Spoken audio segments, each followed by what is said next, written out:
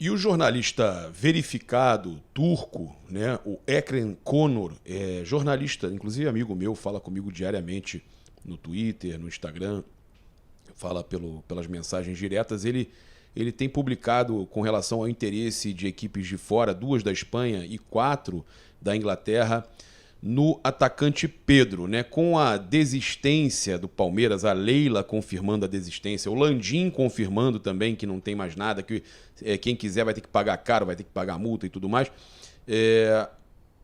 Ele trouxe, né, e outras reportagens também foram trazidas, que o Flamengo poderia agir diferente com equipes de fora com relação a valores. Se por acaso aqui com o Palmeiras o Flamengo exige que pague a multa, que pague um valor altíssimo, para o exterior, para a Inglaterra, por exemplo, para a Premier League, o Flamengo poderia fazer um preço até mais próximo da proposta do que o Palmeiras fez. A questão, gente, é simples, eu queria falar com vocês.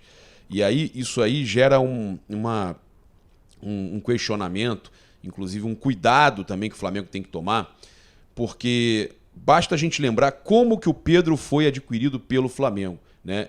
E o que nos passaram é que o Crystal Palace, né, pode fazer uma proposta pelo Pedro, né? Uma dessas equipes interessadas, segundo o Ekrem Konur, é o Crystal Palace. O Crystal Palace está interessado na contratação do Pedro. Não é novidade que as equipes da Premier League têm interesse em atacantes do Flamengo, já tiveram também atrás do Gabigol, e eles podem chegar com uma proposta, com interesse para a contratação em definitivo aí do Pedro e tudo mais. E eu só falo o seguinte: há uma preocupação, inclusive, né, de fontes ligadas à diretoria, com relação a esse interesse, né, de equipes de fora na contratação do Pedro. Por quê? Se o Pedro é contratado por uma equipe de fora, ele pode muito bem, para ganhar ainda mais qualidade, experiência, para forma física, ele pode ser emprestado, por exemplo, para o Palmeiras. Uma equipe de fora contrata o Pedro, caso o Crystal Palace, e empresta com opção de compra ao Palmeiras. É uma forma de fazer com que o Palmeiras pague menos pelo Pedro. E foi exatamente o que o Flamengo fez.